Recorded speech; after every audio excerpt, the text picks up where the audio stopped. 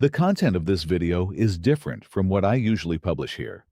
If you are not dealing with depression yourself and don't have close relatives with this condition, this video will probably not be very relevant to you.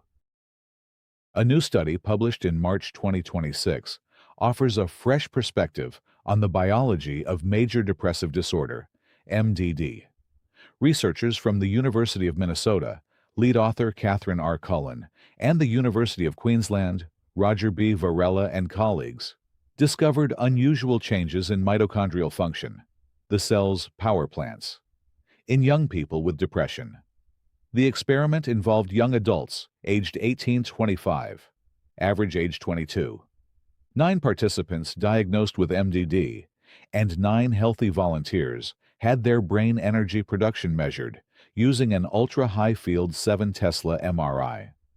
This method allows researchers to measure ATP synthesis in the visual cortex in real time. ATP is the primary energy currency of the cell. The brain depends heavily on it, constantly consuming large amounts of glucose and oxygen to maintain neural activity and basic жизнедеятельность. At the same time, immune cells, PBMCs, were isolated from blood samples, and their ATP levels were measured at rest, as well as their response to artificial stress. Chemical mitochondrial uncoupling, essentially a treadmill test for cells. Surprisingly, young people with depression showed higher ATP production in the brain at rest compared to healthy participants. Similarly, ATP levels in immune cells were also elevated. Both indicators positively correlated with fatigue severity, measured by the Fatigue Severity Scale. However, under stress conditions, the cells of participants with MDD showed a reduced ability to increase energy production.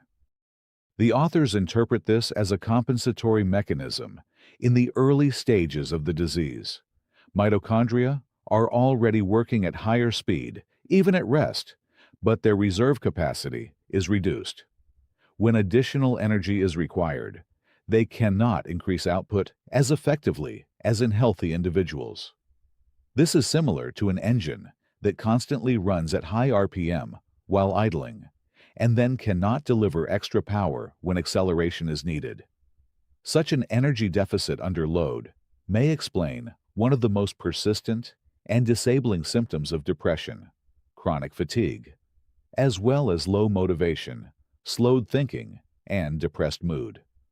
Importantly, similar changes were observed both in the brain and in blood cells.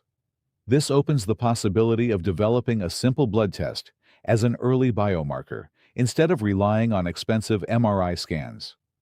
The study suggests that depression is not just a mood disorder. At least for some patients, it appears to be a biological illness with measurable cellular disruptions in energy metabolism. The authors emphasize that larger studies are needed to confirm these findings. But if confirmed, this could establish a clear biological mechanism behind fatigue and open the door to more targeted treatments aimed at supporting cellular energy production. What this could mean in practice.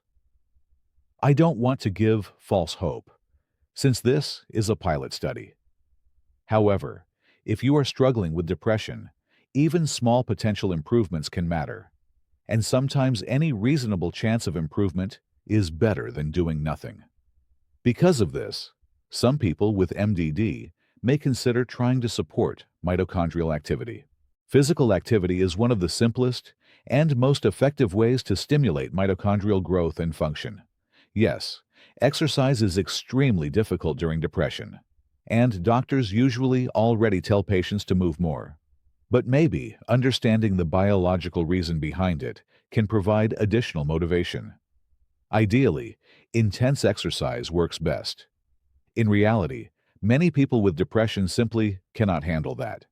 The simplest option is brisk walking, preferably at least 1 hour per day. Go outside and start moving your legs. If you feel exhausted, it may be very hard. Just focus on one simple task. Keep moving forward, step by step. This also helps quiet negative thoughts, which are very common during depressive episodes. Aside from physical activity, some supplements may also be worth trying. I want to stress again, there is no guarantee they will work, because this study is limited and preliminary. If you are in financial difficulty, do not spend your last money on supplements. Some of them are relatively inexpensive, and you don't need to take all of them.